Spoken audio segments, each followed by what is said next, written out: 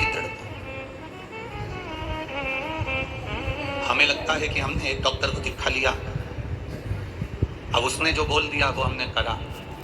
जाओ डॉक्टर तक, डॉक्टर भी शिव का रूप होता है, डॉक्टर भी शंकर का एक स्वरूप होता है। डॉक्टर के पास जरूर जाना चाहिए, दिखाना जरूर चाहिए, पर डॉक्टर के पास जाने के बाद जो दवाइयां लेकर आओ, डॉक्टर से कहकर आओ, उसके बाद में शंकर के मंदिर जाना मत छोड़ना, उस पे चढ़ाया हुआ जल आचमन करना मत छोड़ना। डॉक्टर भी दवाई देता है तो मेरा काल अधिपति महाकाल भी दवाई देता है, वो भी औषधि प्रदान करता है। उस भरोसे पर जाना कि मेरा शिव मेरे साथ है, मेरा शंकर मेरा साथ में है। और आपके भीतर जब विश्वास जागृत हो जाए,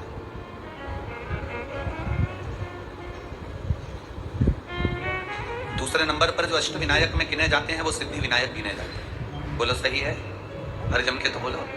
दूसरे नंबर पर अष्टविनायक में सिद्धि विनायक गिने जाते हैं। मुद्गल पुराण की कथा कहती है, अगर आपने स्मरण करा होगा मुद्गल पुराण में, तो आपने पढ़ा होगा कि सिद्धि विनायक की कथा कोई साधारण कथा नहीं।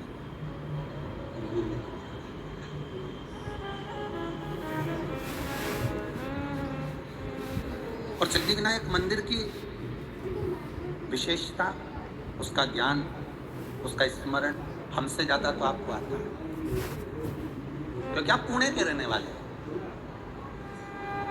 वो मराठी में क्या कह सकते हैं, सिद्धि विनायक मंदिरची माहिती तुमच्या, गड़बड़ हो जाए बोलने में तो तुम देख लेना हो। और कोई हम कोई मराठी तो बोलते नहीं ना, इसलिए स्मरण में थोड़ी बहुत स्मरण में आ जाए हो। हमसे अच्छी सिद्धि विनायक जी की माहिती, सिद्धि विनायक मंदिर का स्मरण, सिद्धि विनायक भगवान का स्मरण की क्यों बैठे वो अष्ट विनायक में एक विनायक बनकर, क्यों बैठे? पार्वती जी ने विश्वास के बल पर शिव जी को प्राप्त करा था। कार्तिकेय जी ने विश्वास के बल पर तारकासुर का संहार कर दिया था। सती माता ने विश्वास के बल पर शिव तत्व को प्राप्त कर लिया था। शिव तत्व जितने यहां आए हैं कथा सुनने के लिए, जितने आस्था चैनल पर कथा सुन रहे हो, जितने फेसबुक यूट्यूब पर कथा सुन रहे हो, तुम्हारा विश्वास जिस दिन दृढ़ हो गया उस दिन परमात्मा मिल गया। परमात्मा मिलता ही कब है? वो विश्वास के बल पर ही मिलता है, वो भरोसे के बल पर मिलता है। एक छोटे से बच्चे ने एक बात लिखी, उसने एक पत्र में, छोटा सा बच्चा है, देखिए, आशुतोष साहू, कहीं बैठा हो बच्चा तो हाथ हिला सकता है। आशुतोष साहू, मेरी उम्र 7 साल की है, मेरी मम्मी मुझे जल चढ़ाने के लिए शंकर जी के मंदिर भेज देती है, तो मेरी मम्मी से मैंने कहा क्या मेरा केंद्रीय विद्यालय में प्रवेश हो सकता है? मेरी माँ ने कहा अगर तू शंकर का भजन करता है तो तेरा केंद्रीय विद्यालय में हो जाएगा। पहले भी मैं 2-3 बार केंद्रीय विद्यालय के लिए तैयारी करा पर नहीं हुआ, लिस्ट में आता ही नहीं ना। तो मेरी माँ ने कहा एक लोटा जल तो चढ़ा। मैं जल चढ़ाने के लिए गया, केंद्रीय विद्यालय के लिए मैंने इंटरव्यू आदि का अधिक सब दिया, पहली लिस्ट आई, परंतु मेरा नहीं हुआ। तो मैंने भी पानी का लोटा उठा के मंदिर में रख के घर आ गया। मेरी मम्मी ने पूछा लोटा कहाँ है? कि मंदिर में दिया। पूछा क्यों? वो खुद उठा के नहा लेंगे। अरे तो उसको लेके आना था ना। गुस्सा हो गया हूं मैं भगवान से, लोटा भर के जल चढ़ाया तो भी नहीं सुना और मेरे लिस्ट में नाम ही नहीं आया। माँ कहती है लोटा वापस लेके आ। मैं लोटा लेकर आया, माँ कहती है मंदिर जाना मत छोड़, नहीं आया नाम, अगले साल देखेंगे। बेटा वो लिख रहा है कि मैंने जल चढ़ाना नहीं छोड़ा, बाबा की कृपा का क्या गुणगान करूं गुरुदेव, मेरा एक केंद्रीय विद्यालय में नहीं 3 केंद्रीय विद्यालय में नाम आ गया। ये शिव तत्व है। ओ घड़ी शंभो, देवता देते हैं पल्ला झाड़ कर और मेरा महादेव देता है छप्पर फाड़ कर। जब दिया मेरे महादेव ने कम नहीं दिया, जिसको दिया वो थोड़ा नहीं दिया, जब वो देता है तो बहुता में देता है, बहुता। वो देता है तो बहुता में देता है।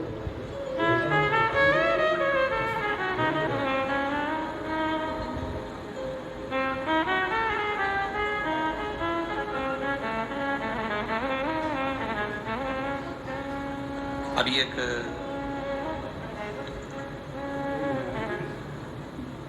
टीआई साहब से उन्होंने हमसे कहा कि गुरुजी आपकी एक लोटा जल बहुत कृपा करने वाला है।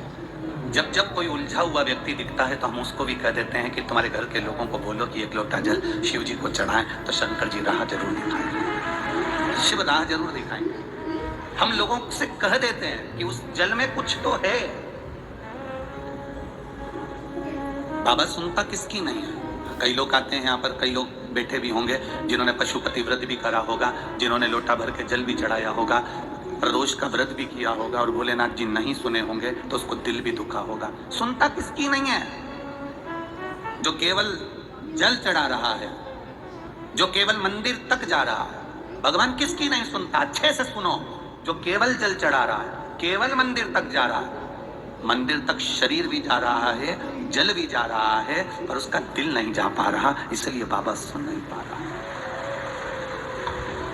जिस दिन तुम दिल लेकर मंदिर में चले जाओगे, विश्वास लेकर आज भी तो आयो, लाखों की संख्या में आयो। अभी हम देख रहे थे आते आते रोड के डिवाइडर पर, पेड़ों के नीचे लोग अपना अपना छाता लेकर रोडों पर बैठे हुए हैं, विश्वास लेकर आज भी तो पहुंचे। और तुम कहीं पर भी बैठकर कथा सुन रहे हो। तुम्हारा भरोसा, तुम्हारा विश्वास, तुम्हारी दृढ़ता मेरे महादेव के चरणों के प्रति है, इसलिए 3 महीने में झोली भरने की जवाबदारी उस महादेव की है। खाली नहीं भेजेगा वो। एक क्षण के लिए भी अगर आपने शिव महापुराण की कथा सुनी, और हम तो यहां तक कहते हैं जिन जिन पुलिस कर्मी की, जिन जिन डॉक्टरों की, जिन जिन सिस्टरों की, जिन जिन नगर निगम वालों की, जिन जिन प्रशासनिक अधिकारियों की ड्यूटी भी अगर इस कथा में लगी हुई है, वो भी तारीख लिख के रखना और 3 महीने इंतजार करना कि बाबा ने तुमको उन्नति की सीढ़ी पर चढ़ाया कि नहीं चढ़ाया। शिव तत्व क्या है उसको जाने तो सर। शंकर को हम पहचाने कैसे, शिव को हम जाने कैसे?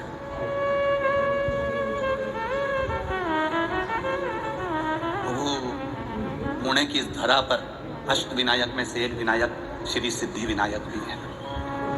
श्री सिद्धि विनायक कैसे है?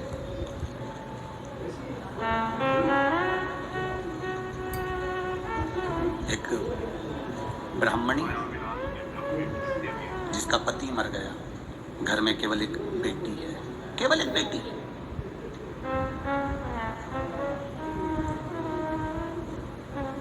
जिसका कोई नहीं, उसका तो भोले है यारो। लोग कहते हैं कि ये चले गए तो हमारी जिंदगी का क्या होगा, हमारे जीवन का क्या होगा। कभी कभी बड़ा बड़ा भ्रम हो जाता है। एक सेठ जी कहते थे मैं मर गया तो मेरा पूरा परिवार मर जाएगा, मेरे घर के लोग मुझे बहुत चाहते हैं, मेरे परिवार के लोग मुझे बहुत चाहते हैं, मेरे मरने पर ये मर जाएंगे। कहीं और थी और पहुंची कहीं और है। ये लक्ष्मण भाऊ स्वयं इस कथा को अपने दिल में लिए होंगे, इसलिए कथा उनके स्मरण में हो गई। कुछ पुण्य कर कर गया हो। और कथा भी करवा रहे हैं तो शंकर भाऊ आपको साधु बांटता है, और पूरे परिवार को जिन्होंने जगताप परिवार का, चाहे वो आमदार हो, चाहे वो बड़े भाई उनके विजय भाऊ हो, चाहे कोई हो, ये अपने परिवार का एक सुखमय, एक आनंदमय, कुछ कहते हैं गुल्लक में पैसा इकट्ठा करो। घर में कोई त्योहार होता है तो बच्चा का जन्मदिन होता है तो गुल्लक फोड़ के गिफ्ट लाता है। जब हमारे पूर्वजों का पुण्य के गुल्लक भराती है तब जीवन में एक बार शिव महापुराण की कथा हो पाती है। पुण्य की गुल्लक। बीमा कंपनी वाले कहते हैं इतने का बीमा करा लो, तुम मरोगे तो घर वालों को इतना मिल जाएगा। दुनिया में केवल एक ही कंपनी है जो तुम्हारे मरने की बात तुम्हारी पत्नी के सामने करती है। पत्नी सोफे पर बैठी रहती है और बीमा वाला कहता है भाऊ बीमा करवा लो ना, तुम्हारा कहीं एक्सीडेंट हो गया तो रिकवर राशि मिल जाएगी। और पत्नी बड़े प्रेम से पल्लू डाल के सुनती रहती है, इतनी राशि मिल जाएगी। फिर पत्नी ने कहा कोई अच्छा पैकेज बताओ ना, रिकवर राशि ज्यादा मिले। सेठ भी ऐसे ही कह रहा था, मैं मर गया मेरे पीछे पूरा परिवार मर जाएगा। गुरुजी ने कहा तू आधा घंटा मर जा। नहीं, मैं काय को मरूं? अगर मैं मर गया तो मेरी पत्नी को कुछ हो गया, मेरे बच्चों को कुछ हो गया, मेरी पोता पोती को कुछ हो गया, तुम मर तो सही। उसने कहा नहीं मरूं। सेठ जी से गुरुजी करे 5 मिनट आधे घंटे मर जा, बाकी का मुझे देखना है कि तेरा परिवार कितना मरता, मुझे देखना ही है। और अगर मेरे परिवार को कुछ हो गया तो गुरुजी ने कहा जवाबदारी मेरी, तू तो मर। पानी पीते पीते सेठ जी लुढ़क गए। डॉक्टर को बुलाया, थोड़े से रुपए देकर गुरुजी ने कहा तुम यहीं बैठ जाओ और कह दो ये मर गया। डॉक्टर ने भी कह दिया मर गया। पत्नी धाड़ धाड़ के रोने लगी है, खूब रो, नई नई डिजाइन में रोई, खूब रो। गुरुजी ने पूछा क्यों रो रही हो सेठानी?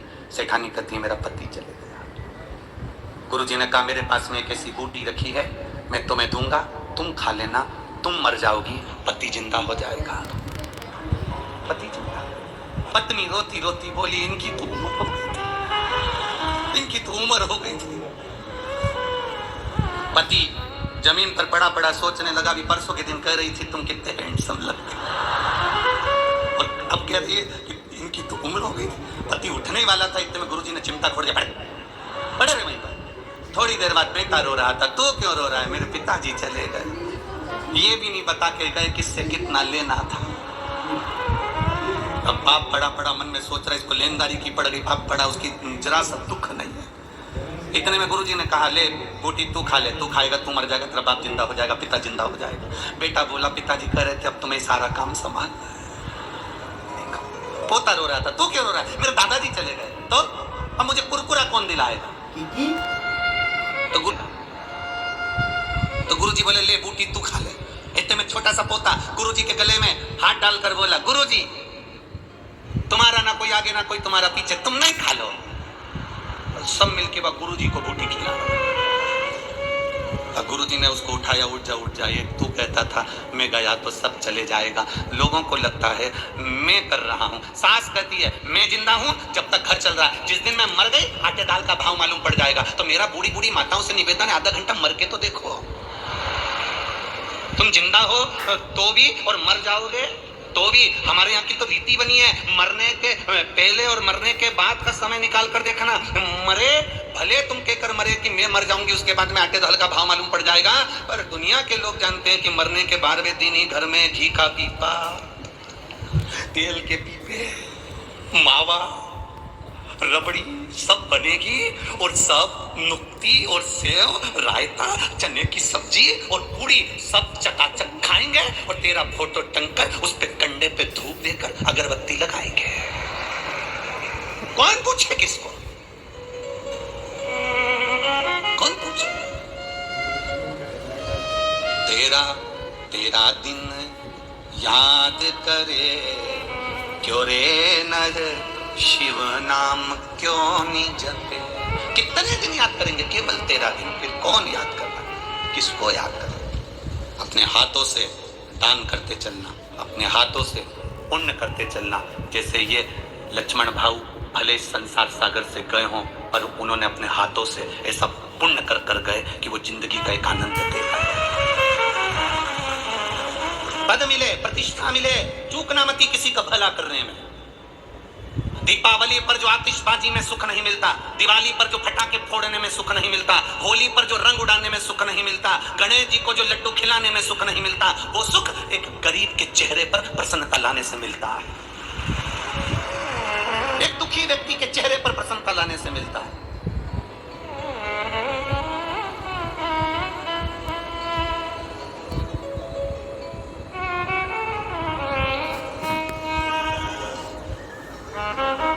बन सके कोई तुम्हारे पास में आए तो उसकी सहायता अवश्य करो, उसकी सहायता करो, ज्यादा नहीं तो थोड़ी करो। कोई कहे, हम ये नहीं कहेंगे कि चौराहे पर खड़े हुए लोग भिक्षा मांगने वाले जो भिखारी हैं तुम उनको कुछ दो, ना। कई लोगों ने तो धंधा बना के रखा है, उससे बचना है। ये भिखारियों का धंधा नहीं चलने देना इस भारत की भूमि पर, हमें उससे बचना है। करना क्या है? अपने नगर में, अपने मोहल्ले में, अपनी कॉलोनी में, अपने परिवार में, अपने क्षेत्र में, अपनी विधानसभा में, अपने कार्य क्षेत्र में उसको ढूंढो जिसको पढ़ने की बहुत तमन्ना है और उसके पास पढ़ाई का पैसा नहीं है। उसको ढूंढो जिसके शरीर में दवाई रोग है पर दवाई का पैसा नहीं है। उसको ढूंढो जिसको बहुत उन्नति करना है पर कोई सीढ़ी लगाने वाला नहीं है। उसके लिए तुम थोड़ा करने का प्रयास करो, आपको उसका एक आनंद जो मिलेगा वो दीपावली पर बम पटाखे फोड़ने जैसी खुशियां प्राप्त होगी। वो आनंद की अनुभूति आपके अंदर होगी, आपके अंदर प्रवेश करेगी। एक ब्राह्मणी जिसका पति चले गया, घर में केवल बेटी है और वो है, हिम्मत नहीं हारी है। पति गया, बच्चों को संस्कार दिया, अपनी बेटी को संस्कार दे रही है और संस्कार में पीछे नहीं हटना। ये सिद्धि विनायक की तो दूसरे नंबर के विनायक की कथा चल रही है। अष्ट विनायक में से दूसरे विनायक की कथा चल रही है कि सिद्धि विनायक नाम, सिद्धि विनायक कैसे विराजमान हुए, सिद्धि विनायक कैसे आए और सिद्धि विनायक का मतलब क्या है, सिद्धि विनायक है कौन।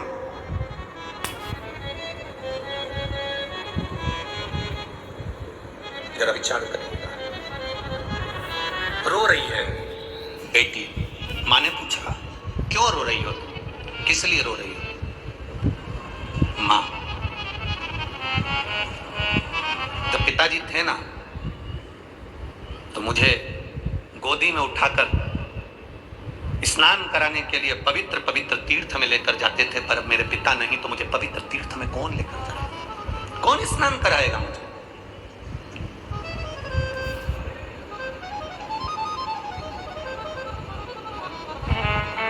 दादा दादी में और माता पिता में एक बहुत बड़ा अंतर होता है। बहुत ध्यान देना इस शब्द पर। दादा दादी में और माता पिता में बहुत बड़ा अंतर होता है। माता पिता बच्चे से कहते हैं कि तुम अच्छे से पढ़ाई करो, और दादा दादी कहते हैं तू थोड़ा सा प्रणाम करा कर, थोड़ा झुका कर, मम्मी की बात माना कर, पापा का कहना माना कर, उनको दंडवत करा कर, उनको प्रणाम करा कर, उनको नमन करा कर। माता पिता बच्चे को पढ़ने का प्रेशर देते हैं और दादा दादी अपने पोते को संस्कार का प्रेशर देते हैं कि ये अच्छा बने।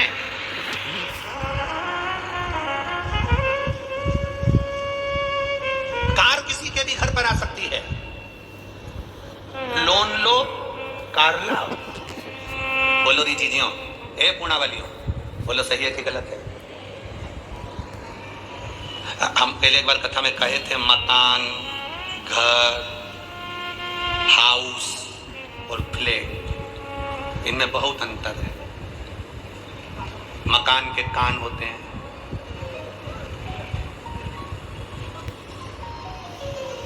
ये सब चीजें हमने कही थी। उसमें एक बात हमने ये भी कही थी, फ्लैट, आदमी इतना कर्जा ले लेता है कि नौकरी कर करके आखिरी में लेट जाता है, इतना।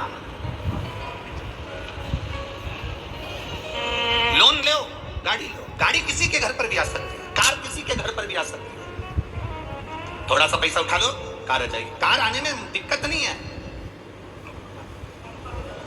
कार किसी के यहां भी आ सकती है, पर संस्कार हर किसी के यहाँ नहीं आ पाते हैं।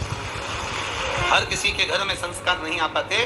कार तो तुम कोई भी ला सकते हो, थोड़ा सा डाउन पेमेंट जमा करना, पैसा थोड़ा सा जमा कर कर कार लेकर आ जाओगे। संस्कार किसी किसी के घर में आते हैं, हर एक के घर में संस्कार नहीं आते।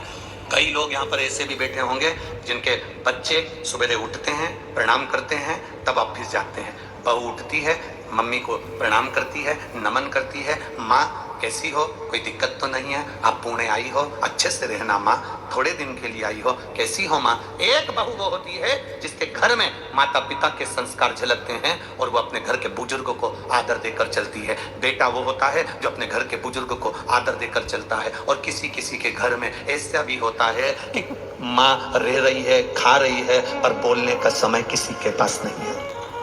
पिता रह रहा है, खा रहा है,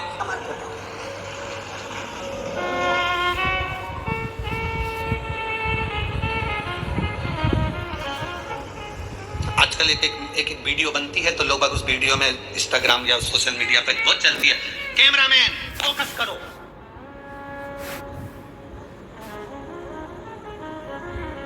वीडियो चलती है, उस पर लिखा कैमरामैन फोकस करो।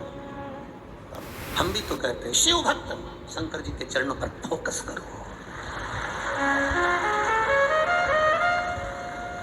जब आपका ध्यान शिव जी के चरणों पर होगा, शंकर भगवान के चरणों में जब आपका ध्यान होगा, तब शिव कृपा करने में पीछे नहीं हटेंगे। क्यों पीछे हटेंगे? किस लिए? सुबह जब हम मॉर्निंग वॉक में घूम रहे थे, तब उस समय पर किसी ने प्रश्न किया, गुरुजी आपको हाथ देखना आता है? हम देखा नहीं आता। आपको पत्रिका देखना आता है? हम देखा नहीं आता। क्यों? क्या हुआ? हमने दिखाई थी कोई इनसे, हमने जिससे पूछा, परंतु हम पूछते हैं उनसे कि हमारा अच्छा दिन कब आएगा।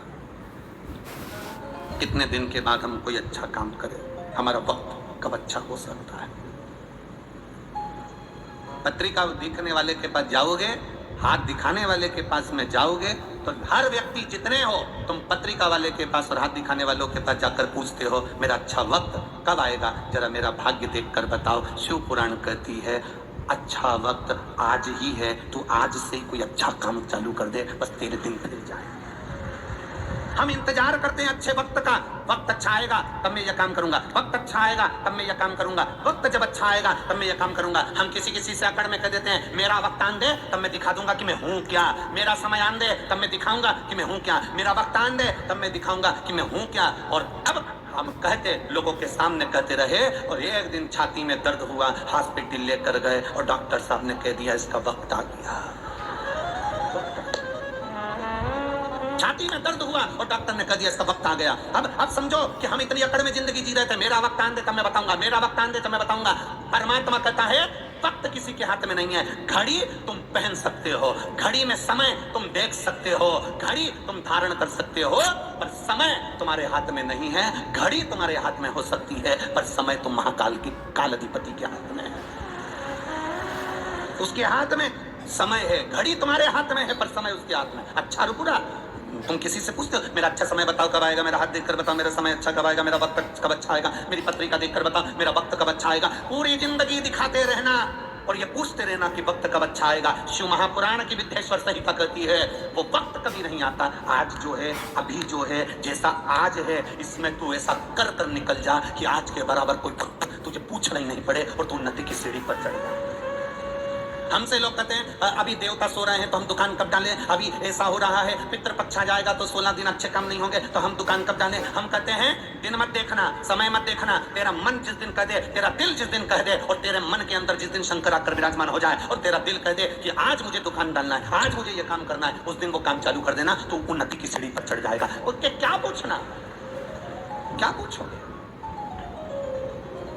मौत का समय होता है क्या? अरे बोलो तो नहीं, तुम तो स्टाम्प पे जब सब कुछ लिखो अपनी जायदाद प्रॉपर्टी तो उसमें भी लिख देना मैं शाम को 6 बजे मरूंगी, उससे पहले नहीं मरूंगी। मौत का समय है, मौत का और महाकाल का, मौत का और शिव मंदिर का, मौत का और शिव पुराण का कोई समय नहीं होता। शंकर के पास जब तुम्हारा दिल करे तब पहुंच जाना। समय मत देखना कि शिव को भजने का समय क्या है। जब तुम्हारा मन करे फ्री हो, 2 मिनट का समय मिल गया, घर का सारा काम हो गया, मालूम पड़े टीवी पर कथा आ रही है तो सुन लो, नहीं आ रही है तो मुख से 2 बार श्री शिवाय नमस्तुभ्यम कह। क्या होता है श्री शिवाय नमस्तुभ्यम कहने से? कहते हैं श्री शिवाय नमस्तुभ्यम बोलने से अगर हमारे आसपास में कुछ बुरा होने वाला है तो वो हमारे पास से दूर हो जाता है और शिव हमारे करीब आ जाता है। शिव मेरे पास में, अवघड़ी शंकर मेरे करीब में है, शिव तत्व मेरे पास में है और शिव मेरे करीब में हो।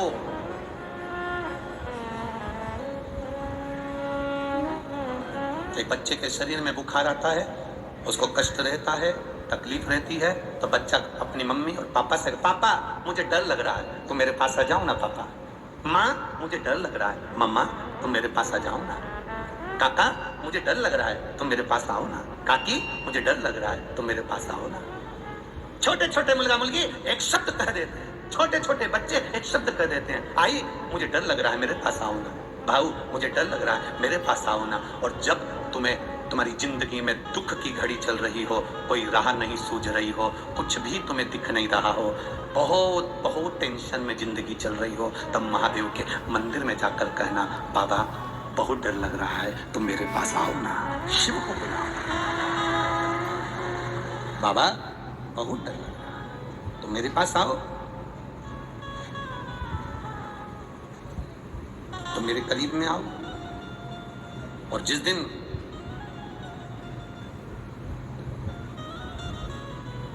बाबा को तुम दिल से पुकारोगे वो तुम्हारे सम्मुख में होगा, तुम्हारे नजदीक। पर हमारी आदत इतनी विचित्र है ना कि हम बाबा को अपने पास बुलाने में उतना समय नहीं लगाते जितना समय हम निंदा और बुराई में लगाते हैं। शिव की भक्ति में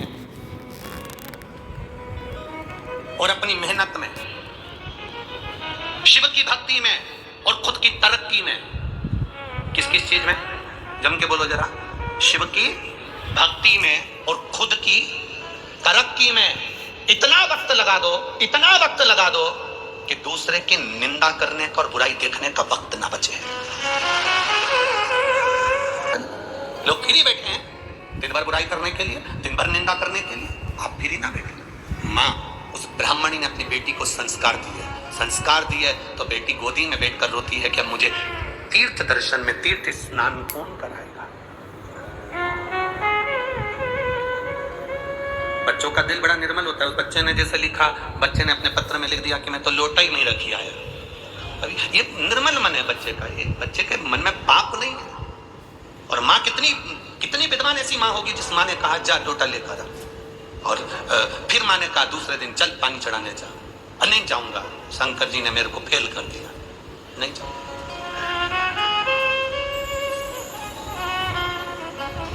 उस बच्चे को कौन समझाए? रिजल्ट में फेल हो सकता है पर उसकी करुणा में तू पास हो गया, उसकी दया में तू पास हो गया। कौन समझाए उस बच्चे को? लोटा लेकर आ गया, रख दिया। ये विश्वास, दृढ़ता। ये एक पत्र और है बड़ा सुंदर, देखिए उस पत्र में एक बहन ने लिखा, कहीं बैठी हो तो हाथ हिला सकती है। मैं राजश्री मोतीराम चौहान, जिला धुलिया, मुकाम पोस्ट साकरी, गोपाल नगर, मोबाइल नंबर मेरा ये है। मोती नगर में राजश्री मोतीराम चौहान, जिला धुलिया, मुकाम पोस्ट साकरी, गोपाल नगर, मोबाइल नंबर ये है। गुरुदेव नमन करती हूँ शिव पुराण को। गुरुजी मेरी माँ पिछले साल जून के महीने में बहुत बीमार पड़ गई और उनको डायबिटीज भी थी, बीपी भी था। उसकी वजह से उनकी आंखों की रोशनी भी कम हो गई, चले के बराबर गई। वह बहुत बीमार पड़ गई, इसलिए उन्हें हम डॉक्टर के पास लेकर गए और उनकी सोनोग्राफी कराई। सोनोग्राफी की रिपोर्ट में आया कि गर्भाशय में गठान है। उस गठान का थोड़ा सा जल निकाल कर जांच करवाई तो उनको कैंसर बताया गया। जब कैंसर बताया तो कैंसर 4th स्टेज का, चौथे स्टेज का कैंसर उनको बता दिया गया। अब चौथे स्टेज का कैंसर सुनकर सब हिल गए गुरुदेव। उसी ने कहा मेरे पास सीहोर का रुद्राक्ष रखा है, उसको पानी में गलाओ तांबे के लोटे में, रात भर पानी में गलाकर सवेरे उस पानी को शिव जी पर चढ़ाना, उस पानी को तुम्हारी माता को देना। सत्य में तुम्हारे पास सीहोर का रुद्राक्ष है? हाँ, लेकर जा। मैंने रुद्राक्ष लिया, लेकर आई और पानी में गलाकर अपनी माता को शिव जी पे चढ़ाकर जल देना प्रारंभ करा। दूसरी बार जांच कराने के लिए हम उसी हॉस्पिटल में गए जहां 4th स्टेज का कैंसर था। डॉक्टर को दिखाया तो जब 4th स्टेज का कैंसर वापिस डॉक्टर को दिखाया तो डॉक्टर उस जगह पर देखकर कहता है अब ये कैंसर 1st स्टेज पर आ गया है, 4th स्टेज पर नहीं बचा है। डॉक्टर ने इलाज करना प्रारंभ करा और बाबा की कृपा का मैं क्या गुणगान करूं, आज मेरी माँ ठीक है, इसलिए बाबा को हम नमन करते हैं।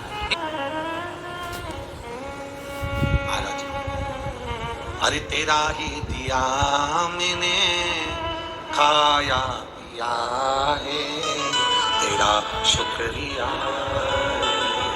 तेरा शुक्रिया।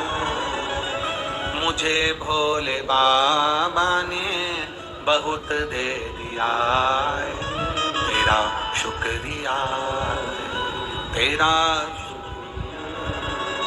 मिले समय और बाबा दे तुम्हारे को तो कुछ अच्छा करने का प्रयास जरूर करो, कुछ अच्छा करो। और कितना सुंदर एक भजन की लाइन में आप लोग कहते हो ना कि भला किसी का, जम के बोलो जरा, भला किसी का कर ना सको तो बुरा किसी का मत करना, फूल नहीं बन सकते तो कांटे बनकर अच्छा करने का प्रयास करो।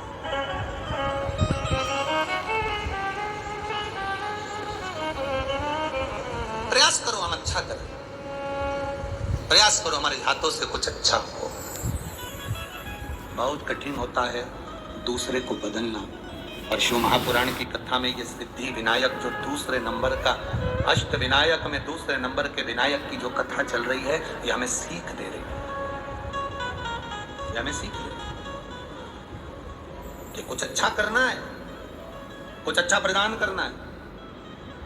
माँ ने अपनी बेटी से कहा तू क्यों चिंता करती है माँ, मुझे भी पवित्र दिन आया तो पवित्र नदी में स्नान करने जाना है। पिता थे तो ले जाते थे, मुझे ले जाएगा कौन, अब मुझे कौन लेकर जाएगा। आप पुकारो तो माँ ने कहा तू चिंता मत कर, चल मैं तुझे लेकर चलती हूं। मैं तुझे लेकर चलूंगा।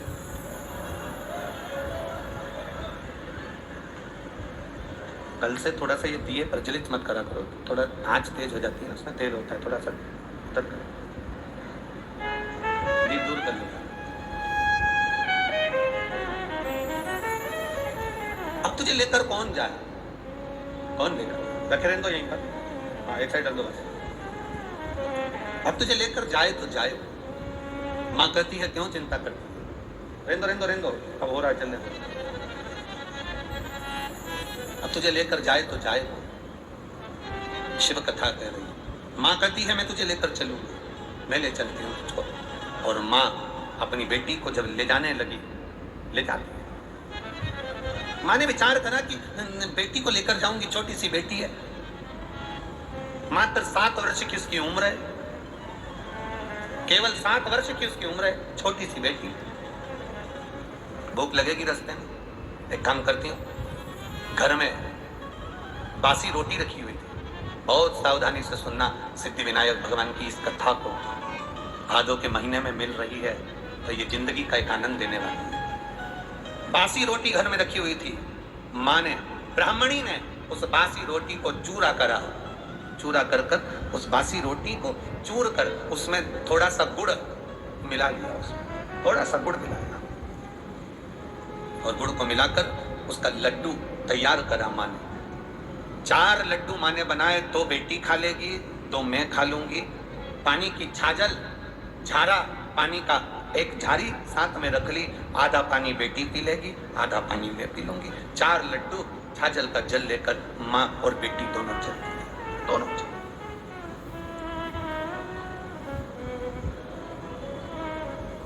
और लगन तुमसे लगा बेटे, जो होगा देखा जाएगा, तुम्हें अपना बना बैठे, जो होगा देखा। भीतर के संस्कार थे, मां लेकर चली, जैसे ही तीर्थ स्थल पर पहुंचकर स्नान किया, तीर्थ स्थल जब पहुंचे और स्नान किया, स्नान करते करते बाहर निकली बेटी तो क्या देखती है कि जितने लोग स्नान कर कर जा रहे थे, जितने लोग स्नान करने के बाद जा रहे हैं, वो सब की सब थोड़ा थोड़ा दान करते हुए जा रहे हैं। अब कहीं तीर्थ में जाओ तो थोड़ा दान जरूरी है, सब दान करते हुए जा रहे हैं। बेटी ने अपनी माँ से कहा, माँ मुझे कुछ दान देने को दे, मुझे कुछ दान करने को दे, मेरे पास में कुछ भी नहीं है। मैं पिता के साथ आती थी तो दान करती थी, अपने पिता के साथ आती थी तो थोड़ा धर्म करती थी। ये दान, ये धर्म एक पिता अपने पुत्र को बताए, एक पिता अपने बच्चों को बताए। कितना सुंदर संवाद आता है जगत गुरु शंकराचार्य जी का। एक संवाद बड़ा बड़ा सुंदर आता है। जगत गुरु शंकराचार्य जी एक जगह भिक्षा मांगने के लिए गए और जगत गुरु शंकराचार्य जी अपने चेलों के साथ जब भिक्षा मांगने के लिए गए तो वहां जाकर उन्होंने अलख लगाई, बेटा भिक्षाम दे, भिक्षाम दे। जैसे ही जगत गुरु शंकराचार्य जी ने आवाज लगाई, अंदर एक छोटी सी बच्ची थी, वो बच्ची अंदर जाकर अपनी माँ से कहती है, माँ दरवाजे पर कोई बाबा आया है, भिक्षा मांग रहा है। इतने में माँ ने कह दिया कि बोल दे अभी अपने पास में कुछ भी नहीं है। बच्ची ने जाकर बाहर कह दिया, हमारे यहाँ कुछ है नहीं अभी देने के लिए, हमारे पास देने के लिए कुछ नहीं। थोड़ी देर बाद बाबा गया नहीं, जगत गुरु शंकराचार्य जी ने फिर भिक्षा मांगी, माँ भिक्षा दी। बेटी ने फिर कहा, माँ वो दरवाजे से जा नहीं रहा, कह दे हमारे यहाँ पर कोई है नहीं, अभी कहा था कुछ है नहीं देने को, अब कह रही हमारे यहाँ कोई है नहीं। बेटी ने कहा, बाबा हमारे यहाँ कोई है नहीं, मैं अकेली हूँ, अब मैं तुम्हें क्या दूं, मेरे पास देने के लिए कुछ नहीं है। तब जगत गुरु शंकराचार्य जी ने कहा, एक काम कर, तेरे घर की झाड़ू लगा के जो कचरा हो वो मेरे कटोरे में डाल दे, जो कचरा हो तेरे पास में वो डाल। झाड़ू लगाई, लड़की ने वो कचरा उठाया, कटोरे में डाल दिया, उस कमंडल में डाल दिया। कमंडल को लेकर जगत गुरु शंकराचार्य जी जब चले तो उनके शिष्य ने कहा, गुरुदेव ये क्या करा तुमने, कचरा ले लिया। जगत गुरु शंकराचार्य जी ने कचरे को फेंक दिया और अपने शिष्य से कहा, उसकी माँ ने अपनी बेटी को ज्ञान दिया कि घर में कुछ नहीं है, कोई है नहीं, कुछ नहीं है, कुछ नहीं है। और मैंने बेटी को ज्ञान दिया कि कुछ भी दो पर देव जरूर। बेटी ने भले कचरा दिया पर उस बेटी की आदत में देने की आदत तो पड़ेगी, बेटी को कम से कम देने की आदत तो पड़ेगी। जिस घर में माता पिता के संस्कार ऐसे होते हैं, जा मना कर दे, नहीं है, दरवाजे पर जाकर बाबा से मना कर दे, नहीं है, नहीं है, हमारे यहाँ कुछ नहीं है। जिस बच्चों की आदत घर के लोग ऐसा डाल देते हैं कि कुछ नहीं है, कुछ नहीं है, नहीं देना, नहीं देना, नहीं देना, नहीं है, बस वो बेटी की आदत हो जाती है। ससुराल में जाने के बाद रोज उसके मुंह पर एक ही शब्द रहता है, चाय की पत्ती नहीं है, शक्कर नहीं है, दूध नहीं है, घी नहीं है, बच्चों को पहनाने के, बोल तो तुम तो बोलो, कपड़े नहीं है, मेहमान में जाएं तो बच्चों को क्या पहनाऊं, बच्चों को स्कूल जाने के जूते नहीं है, उसके मुंह पर एक शब्द रहता नहीं है, बस नहीं है। जिसके संस्कार ऐसे पड़े होते हैं, और एक घर की बहू भी होती है, घर में कुछ भी नहीं है तो भी प्रसन्न होकर कहती है थोड़ा बैठो मैं कुछ बना कर लाती हूँ, देख लेती है घी नहीं है, तेल तो है, देख लेती है ये नहीं तो दूसरा कोई सामान तो है, दरवाजे पर आया हुआ खाली ना जाए, ये घर के संस्कार बताते हैं। आज माँ ने अपनी बेटी को, उस ब्राह्मणी ने अपनी बेटी को संस्कार दिया। बेटी कह रही है माँ मुझे दान करने का सामान दे। माँ कहती है क्या दूं मैं इसको दान करने के? 4 लड्डू थे, हाथ में जल था, माँ ने 4 लड्डू बेटी को दे दिए, जल दे दिया और बेटी से कहा ले ये जल ले जा, ये लड्डू ले जा। बेटी कहती है मैं दान किसको करूं? इतने में माँ के मुंह से निकल गया गणेश जी को 2 लड्डू दे देना और आधा पानी पिला देना, और 2 लड्डू तू खा लेना और आधा पानी तू पी लेना।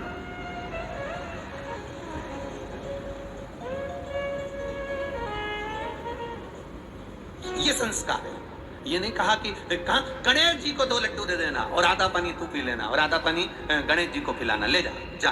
अब बेटी दान के लड्डू, वो बासी रोटी के चूरा करे हुए 2 लड्डू, 4 लड्डू लेकर गई। 2 किसके हैं? जम के बोलो जरा। गणेश जी के। और 2 किसके हैं? लड़की के। आधा पानी किसका? गणेश जी का। आधा पानी बेटी लेके चली।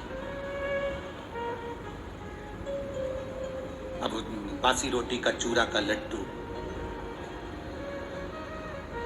आज के जमाने में बासी रोटी का चूड़ा करके अगर घर के किसी सास बहू को दे दे या बहू सास को दे दे तो दोनों के मुंह भगोने जैसे हो जाते हैं, भगोने जैसे। और वो भगोना भी ऐसा जो बहुत दिन से नहीं मंजा ही नहीं है, ऐसा भगोने जैसा। और इंतजार करती है बहू, इंतजार करती है अपने पति को, देख लो तुम्हारी मम्मी को, मेरे को 4 दिन घर में काम नहीं करना था ना तो मेरे को बासी रोटी खाने को दी है। मैं रजस्वला धर्म से हो जाती हूँ तो मुझे खाने को भी ठंडी रोटी मिलती है। और फिर जस भी कह देती, देख ले तेरी बहू को मुंह में दांत नहीं तो भी बासी रोटी खाने को देती है। बेचारा पति बीच में मंदिर के घंटे की तरह टंगा है।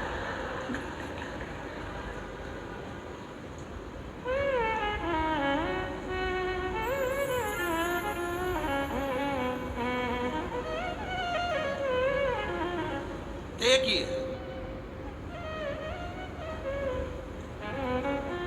पूरे मंदिर में जितनी भी सामग्री होती है वो महिलाओं के नाम पर होती है। पूजा, रोली, मौली, हल्दी, तुम जितनी भी थाली, अगरबत्ती, जितनी भी नाम निकलेंगे महिलाओं के नाम पर निकलेंगे। किसी ने पूछ लिया था पूरे मंदिर में जो भी सामान है वो महिलाओं के नाम पर है, पुरुषों के नाम पर कुछ नहीं। हमने कहा है घंटा। कैसे नहीं? एक है घंटा है, टंगा, जो आता है बजा जाता। तो भी कभी घंटा शिकायत नहीं करता कि मैं टंगा, बहुत दिन से। और कोई कोई की तो इतनी आदत रहती है वो जब से 10-20 बार नहीं बजा दे उसे तब तक उसे चैन नहीं मिलता। घंटा भी कहता है क्यों बजा रही है इतना, क्यों बजा रही है? परेशान क्यों बजा? अब बासी रोटी का चूरा और उसमें गुड़ मिला हुआ और उसका लड्डू बनकर 4 लड्डू माने दे दिए, 2 गणेश के और 2 तेरे। आधा पानी गणेश पिएगा, आधा पानी तू पीना, जा दान कर करा। और बेटी हाथ छोड़ा कर, माँ का 7 साल की बेटी भरे तो उस मेले में से वो बेटी, जो भरचक मेला था, उस मेले में से वो बेटी बाहर निकली।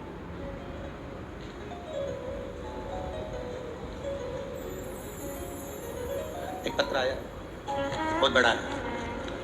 हमारी बहन और तीनों बहन और हम सब जब कावड़ यात्रा में गए, बच्चा छोटा था तो बहन बच्चे को लेकर कावड़ यात्रा की भीड़ में नहीं जा सकी। मैं अकेला कावड़ लेकर चला, पर हमारी बहन और बच्चा दोनों की दोनों इस भीड़ में पीछे आगे रह गए, मिल ही नहीं रहे थे। हम बहुत ढूंढे, थोड़ी देर बाद मिल गए, बच्चा और बहन दोनों प्राप्त हो गए। पर कावड़ यात्रा में इतनी भीड़ थी कि कुबेरेश्वर धाम के दर्शन नहीं हो पाए। तो मेरी बहन ने भी दरवाजे के बाहर एक कंकर को उठाकर लेकर आ गई और बाबा से कहकर आई, अब हम तुम्हारे यहाँ आ गए हैं, अब कुछ भी हो तुम्हें महाराष्ट्र आना है। और बाबा से कहकर आई, मेरी बहन यहीं पुणे में रहती है, तो बाबा को निमंत्रण देकर आई कि तुम्हें आना पड़ेगा। और आज हम प्रसन्न इसलिए हैं कि तुम कहते हो गुरुजी बाबा 3 महीने में सुनता है, कावड़ यात्रा में निमंत्रण देकर आए थे, 1 ही महीने में पहुंच गए। एक ही शिव तत्व इसी को। आपका विश्वास, आपने अपने बच्चों को क्या दिया है, संस्कार कैसे दिए हैं? हारना तो नहीं सिखाया अपने बच्चों को। ये शिव महापुराण की कथा किसी को हारना नहीं सिखाती। शिव महापुराण की कथा कहती है जब दुनिया से हार जाओ तब आखिरी में मेरे बाबा कुबेरेश्वर के दरवाजे पर जाकर एक कंकर की पूजन कर आओ। एक कंकर की पूजन। ओ लोग कहते हैं कुबेरेश्वर धाम पर शिव जी नहीं बैठे, लोग कहते हैं कुबेरेश्वर धाम पर प्राण प्रतिष्ठा नहीं हुई। कुबेरेश्वर धाम पर अभी पूरी व्यवस्था नहीं है, सब काम चल रहा है, निर्माणाधीन है। ना वहां पर ज्यादा ठहरने की व्यवस्था है, ना वहां पर रुकने की व्यवस्था है, ना वहां पर पूरी कोई व्यवस्था है।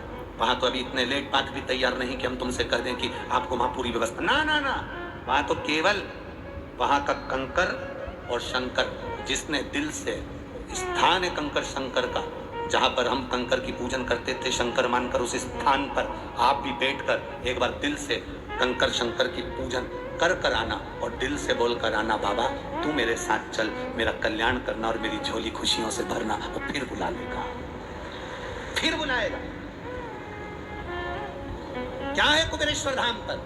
हम कहते पूरी दुनिया में शिव है, पर कुबेरेश्वर धाम की धरा पर कंकर शंकर है, कंकर शंकर है। शिव की प्राप्ति का केंद्र बिंदु। ले 2 लड्डू तेरे, 2 लड्डू गणेश को दान कर देना। अब मां के मुंह से निकल गया, गणेश को दे देना।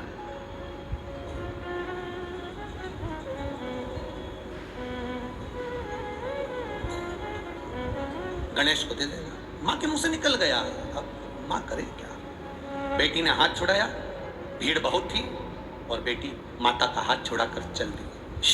उसको ढूंढने के लिए मेरी माँ ने कहा है 2 लड्डू गणेश को देना। अब गणेश को बेटी ढूंढ रही है, गणेश मिलेगा। ढूंढते ढूंढते बेटी जंगल की ओर बढ़ गई, सिद्धकोट की ओर बढ़ गई, जंगल की ओर। उसको नहीं मालूम कि वो कहां पहुंची, उसको नहीं मालूम। माँ बेटी को ढूंढ रही है, बेटी माँ को ढूंढ रही है।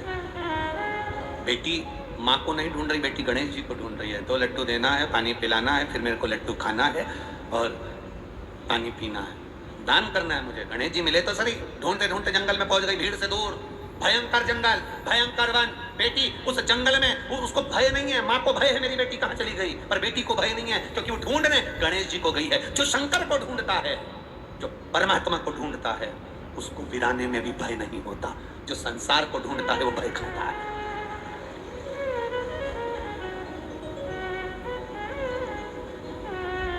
पुकारती पुकारती जा रही, पुकारती। नैनों में जल है बेटी के, और नैनों में जल भरकर पुकारती हुई जा रही, पुकारती। मुझे तेरा ही सहारा है मेरे भोले बाबा, मुझे तेरा ही सहारा मेरे भोले बाबा। कब से खड़े हैं झोली पसार, क्यों न सुने तू मेरी पुकार। कब से खड़े झोली पसार, क्यों न सुने तू मेरी पुकार। मुझे तेरा ही सहारा है मेरे भोले बाबा, मुझे तेरा ही सहारा है मेरे भोले बाबा। मैंने तुम्हें ही पुकारा है मेरे भोले बाबा। कब से खड़े हैं झोली पसार, क्यों न सुने तू मेरी पुकार। कब से खड़े हैं झोली पसार, क्यों न सुने तू मेरी पुकार। कब से खड़े हैं झोली पसार, क्यों न सुने तू मेरी पुकार। कब से खड़े हैं झोली पसार, क्यों न सुने तू मेरी पुकार। मुझे तेरा ही सहारा है मेरे भोले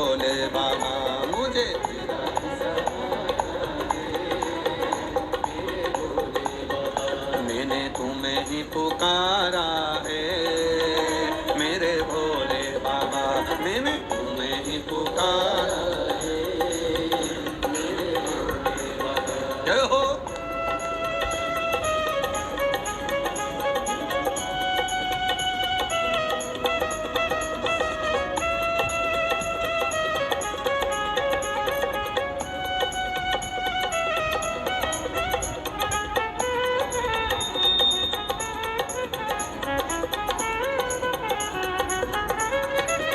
मेरे भोले बाबा, मैंने तुम्हें ही पुकारा है मेरे भोले बाबा, मुझे तेरा ही सहारा है मेरे भोले बाबा, मुझे तेरा ही सहारा है मेरे हार हार। अपने स्थान पर बैठकर भगवान देवाधिदेव महादेव से अपने हृदय की बात, अपने दिल की बात बाबा देवाधिदेव महादेव से कहिएगा। जहाँ जगह मिले वहाँ बैठकर बोलिए।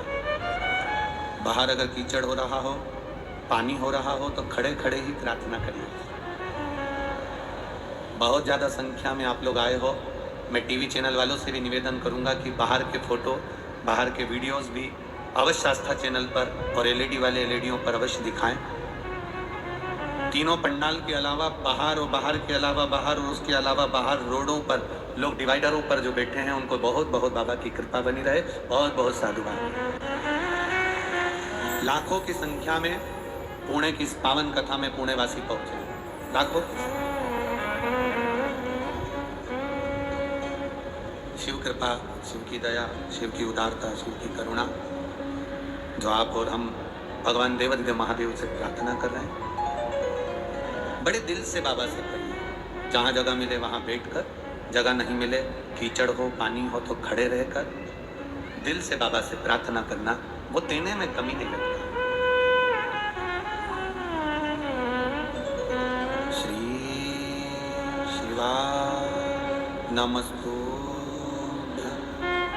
श्री शिवा नमस्तु,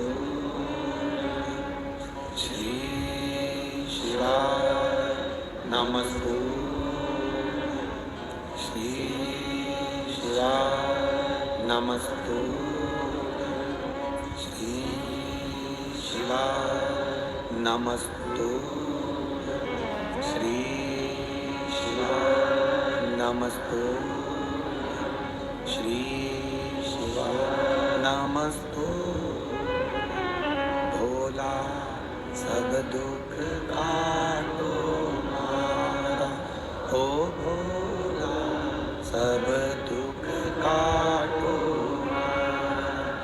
शिव शंकर जपूं तेरी माला, भोले बाबा जपूं तेरी माला, भोला सब दुख काटो मारा, ओ भोला सब दुख काटो। वेश मंगल मंगलकारी, वेश मंगल मंगलकारी। अब विश्वास के साथ शिवराधना करिए।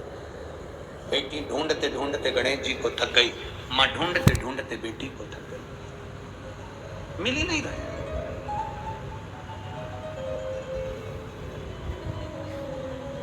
जिस कमरे में अंधेरा होता है उस कमरे में प्रकाश के लिए, उजाले के लिए दिया लगाया जाता है, बल्ब लगाया जाता है, ट्यूबलाइट लगाई जाती है, एलईडी लगाई जाती है, हेलोजन लगाई जाती है, या अपने मोबाइल की टार्च चालू कर कर कमरे में से अंधेरे को हटाया जाता है, उजाले को करा जाता है। शिव महापुराण, अष्टविनायक शिव पुराण की कथा पुणे से यही कह रही है कि बेटी के हृदय में अंधेरा था, उस अंधेरे को उसने विश्वास के दिए से गणेश जी को प्राप्त करने का प्रयास किया। ढूंढ रही है, मां को लगा मेरी बेटी घर पहुंच गई होगी, मां ढूंढते ढूंढते घर पहुंच गई, घर पर भी बेटी नहीं थी। अब रो रही है मां, मेरी बेटी कहां चली, भूखी होगी, और बेटी वन में। धीरे धीरे दिन ढलने लगा, शाम होने लगी। शाम होते हुए बेटी डरी नहीं है, बस एक जगह पर बैठकर, गणेश, ओ गणेश, भूख लग रही है। गणेश, मेरी माँ ने कहा है 2 लड्डू तुझे देना है, आधा पानी तुझे देना है, 2 लड्डू मैं खाऊंगी, आधा पानी मैं पीऊंगी। गणेश, ओ गणेश, भूख लग रही है। छोटी सी लड़की वन में, जंगल में, ब्राह्मण की बेटी छोटी सी जंगल में आवाज लगा रही है।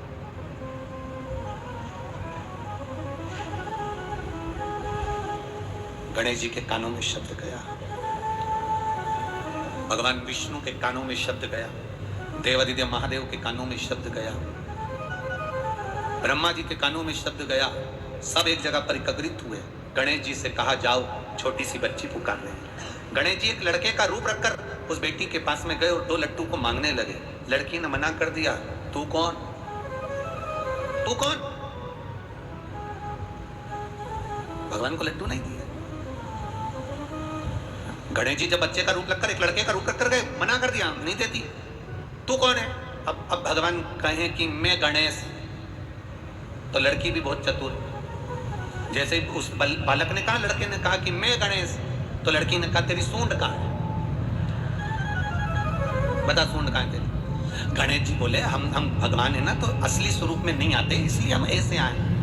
तो लड़की ने कहा, असली स्वरूप में नहीं आते, लड्डू असली चाहिए। लड़की ने भी कह दिया, मैं भी लड्डू नहीं दूंगी तेरे को, जा। भगवान गणेश जी विचार कर रहे हैं कि कितनी जिद्दी है, तू कितनी जिद्दी है।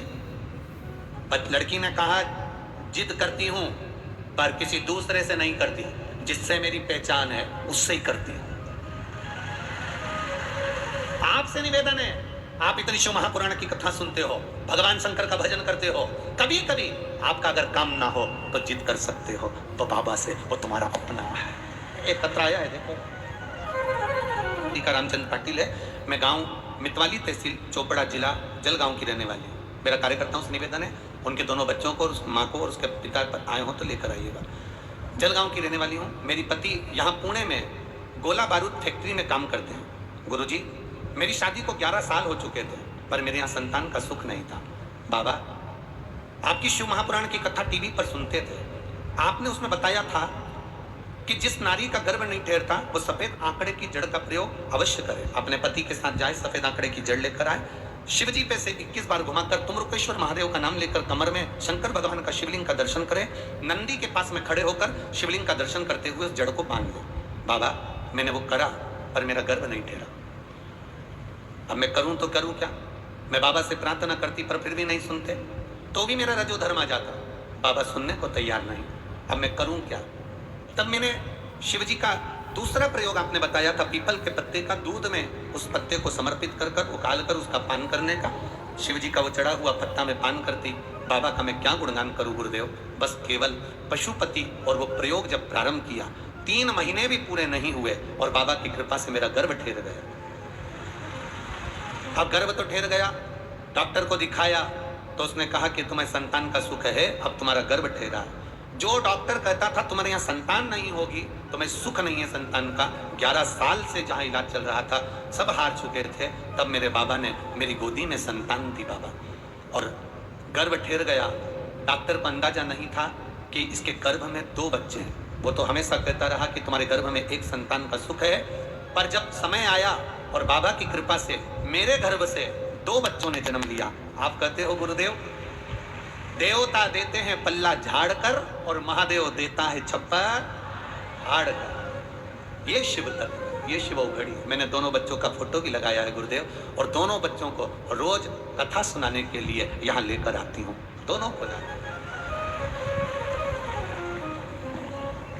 शिव तत्व, देवता देते हैं पल्ला झाड़ कर और महादेव देता है हाड़। शिव तत्व है। उसने लिखा एक पत्र में कि कथा सुनने संभाजी नगर गई थी और गुरुजी वहां रजो धर्म आ गया, कथा नहीं सुनी, पंडाल से बाहर चली गई, पेड़ के नीचे बैठ गई, संतान का सुख नहीं, डॉक्टर बोले होगा नहीं। कई साल निकल गए, बाबा से किया ही पेड़ के नीचे बैठकर भी, तेरी कथा में आई थी और कथा नहीं सुन पाई, पंडाल में बैठकर पेड़ के नीचे सुनी है, पर स्वीकार तुझे करना है और झोली तुझे भरना है। 2 महीने के अंदर संतान बाबा ने दे दी। ये शिव तत्व है, ये औघड़ी है। ये उसकी कृपा। कहा माँ रो रही है, मेरी बेटी कहाँ चली गई। बेटी, उसके पास गणेश जी आगे एक बालक का रूप रखकर पहचान नहीं पा रही है। भगवान को पहचानोगे कैसे?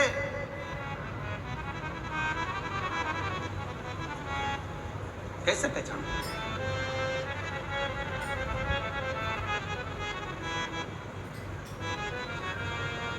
महाराज शिव पुराण कर रही है, भगवान शंकर का संवाद कर रहा, शिव तत्व कह रहा है।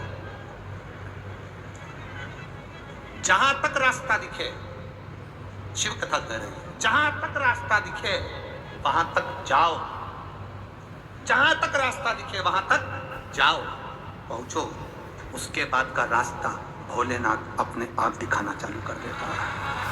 अपने आप वो दिखाना प्रारंभ कर देता है। तुम जाओ ही ना और रास्ता ढूंढो तो मतलब क्या?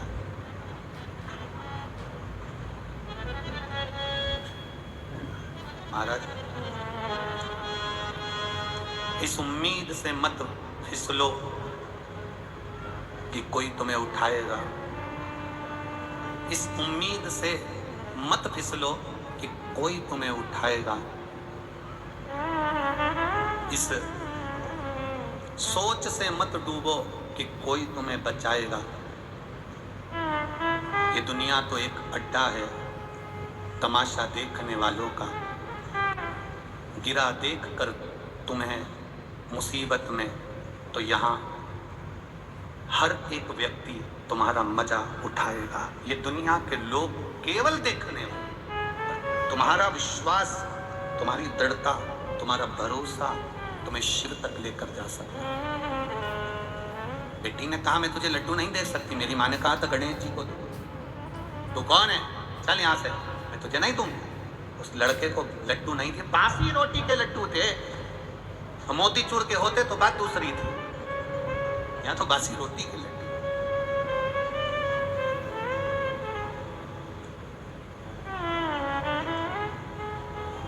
इतनी प्रसन्नता है। ये महाराष्ट्र वालों की बड़ी दिल का भाव है। महाराष्ट्र के लोग गुड़ का जो गुड़ होता है ना, तो आधी ढेली का तो वो गणपति बना लेते हैं और आधी ढेली का नैवेद्य लगा देते हैं। गुड़चा गणपति, गुड़चा नैवेद्य, आधे आधे में दोनों काम होते हैं। और गणपति भी इतने राजी है महाराष्ट्र वालों से कि पूरे यहीं आ गए। एक भी मध्य प्रदेश में नहीं आए, सब यहीं आ गए। ना जाने ऐसा महाराष्ट्र वालों ने क्या करा है। सारे संत यहीं, सारे गणपति यहीं सब। और एक वो हमारे पांडुरंगा विट्ठल। पूरी दुनिया में ऐसा मंदिर नहीं कि भगवान नारायण के सिर पर शिवलिंग, वो मेरा विट्ठल नाथ इस महाराष्ट्र की भूमि पर पंढरपुर में विराज। पूरी दुनिया बहुत बहुत मन है हमारा। और ऐसा नहीं, हमारे वो परभणी वाले सांसद जी, वो भी बहुत, क्या नाम उनका, संजय भाऊ सांसद जी, वो भी बहुत लगे हैं। गुरु जी एक बार पंढरपुर जरूर अपन करें कथा, पंढरपुर का आनंद लोगे। पर बड़ा टेंशन है हमारे। अभी अभी की स्थिति देखो जरा, शंकर भाऊ बाहर ही घूम रहे होंगे। इनको नींद थोड़ी ना आ रही। शंकर भाऊ होए, चाहे वो विजय भाऊ होए, चाहे ये अश्वनी ताई होए, चाहे अश्वनी ताई के छोरा छोरी हो, चाहे इनके मुलगा मुलगी हो, इनको किसी को नींद थोड़ी ना आ रही होगी। इनको टेंशन, इतना भीड़ हो गया। भगवान पानी अलग गिर रहा है, कहाँ जाए, क्या करें, क्या व्यवस्था करें। पर तुम भी इतने समझदार हो, छाते ले लेके आए हो।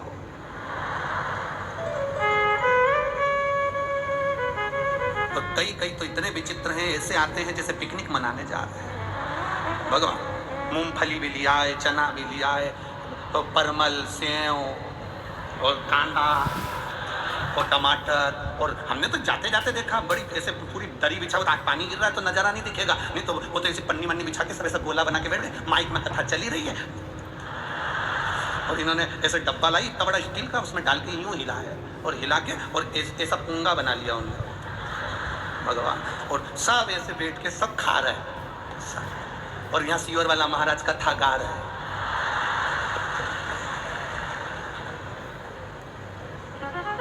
मन तो हो रहा था कि इनसे पूछूं कि तुम कथा सुनने आए कि पिकनिक, पर अपन रुक भी नहीं सकते ज्यादा भीड़ के कारण, बस तुम चलो चलो चलो चलो। और यहाँ एक की बात नहीं है, तुम भी कोई कम थोड़ी ना हो। घर से चली थी तो कुछ ना कुछ अपने बैग में डाल के लाई है। जैसे ही बस महाराज नहीं देखे उतनी देर में ये भाई लोग भी बहुत इंतजार में बैठे रहते। जैसे ही महाराज जी बस इंतजार करे महाराज जी का, और इन्होंने जेब में से निकाला और मल ले। और जैसे ही महाराज जी भजन गाए तो ये फटकी लगा ले। और जैसे ही महाराज जी बोले हर हर, बहुत चतुर है भाऊ लोग, इनके तुम कहीं कम समझो क्या? सरल है।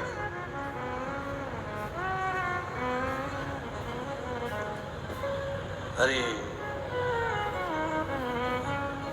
माझा विठ्ठल पांडुरंगा, माझा विठ्ठल पांडुरंगा, विठ्ठल विठ्ठल विठ्ठला, माझा विठ्ठल पांडुरंगा,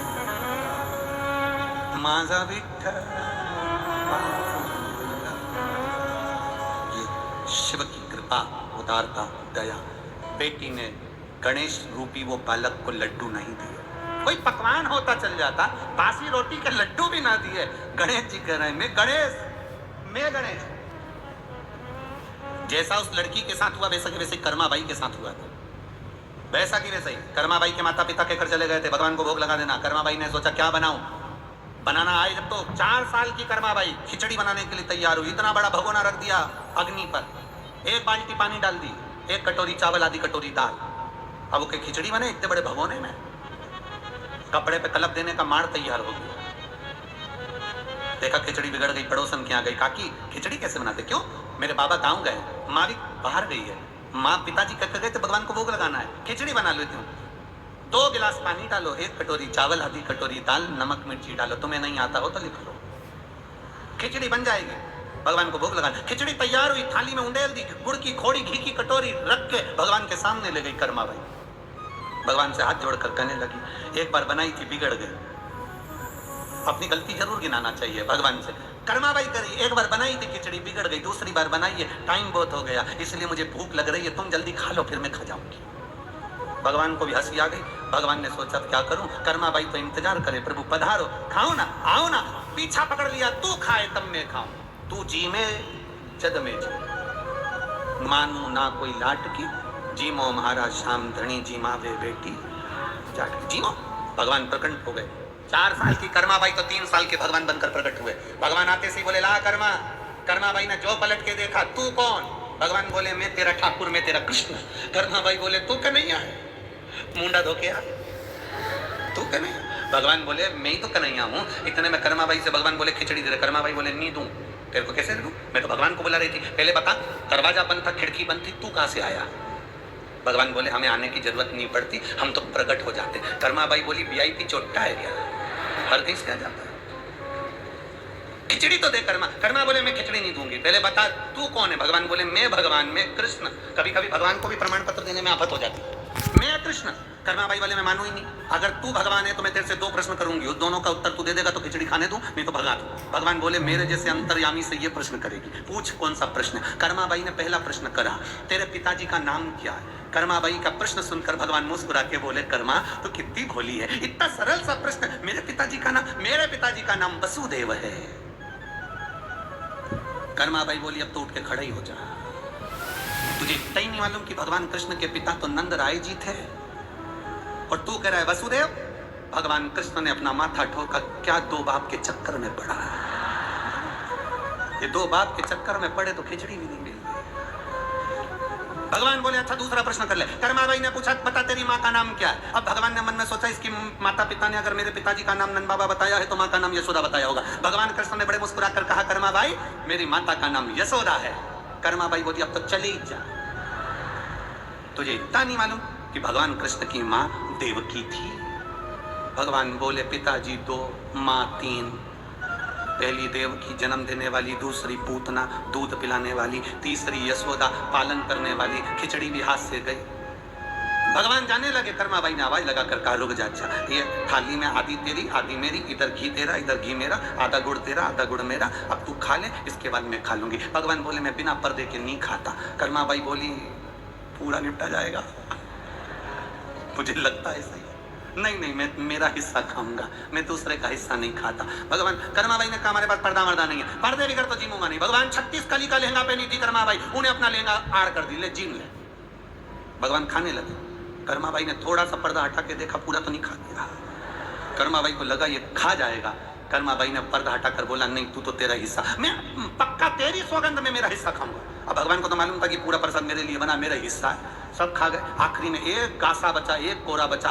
भगवान ने खिचड़ी को हाथ में लपेट कर जो खाने वाले थे, कर्माबाई ने भगवान का हाथ पकड़ लिया, छोड़ नीचे छोड़। भगवान के मेरा झूठा खाएगी? भगवान कर्माबाई के मैं तो सब खा जाऊंगी, तू छोड़ दे। भगवान छोड़े नहीं खिचड़ी, कर्माबाई हाथ नहीं छोड़े। कर्माबाई ने भगवान का हाथ पकड़ा और अपने मुंह में खिचड़ी का हाथ रख लिया। भक्ति हो तो कर्मा जैसी, सांवरियो खराब। भक्ति है। लड़की कह रही है मैं लड्डू नहीं दूंगी तेरे को, नहीं दूं। भगवान बोले मैं गणेश। इतने में वो लड़की बोली कि तुम गणेश तो तुम्हारी सूंड कहाँ है? सूंड दिखा। भगवान बोले हम ऐसे नहीं आते, हम तो रूप बदल के आते हैं। तो कर्मा वो लड़की बोली कि तुम रूप बदल के आते हो, कोई बात नहीं, पर हम लड्डू ना देंगे तुमको, चाहे कुछ भी। नहीं दिया, रखा लड्डू ना दे, कहा दे। इतनी जिद भगवान गणेश जी कर रहे हैं, इतनी जिद कर रहे हैं कि वो जिद के आगे बेटी सुनने को तैयार है। अभी बच्चे अगर जिद पे अड़ जाए तो कोई माने? माने। शिव कथा कह रही है, सिद्धि विनायक गणेश जी की कथा कर रही है। दूसरे नंबर के विनायक है सिद्धि विनायक, जो जिद पर बेटी अड़ी है, ब्राह्मण की कन्या अड़ी है। कैसी जिद करती है वो वर्णन सुनेंगे आगे। यहाँ देवाधिदेव महादेव की आराधना माता सती ने करी और सती शिव को पाकर अपने प्राणों को यज्ञ अग्नि में कूद कर त्याग दी। और वही सती मैया हिमालय राज की बेटी पार्वती के नाम से विख्यात होकर भगवान शिव जी के साथ में अपना विवाह करती है। कल 18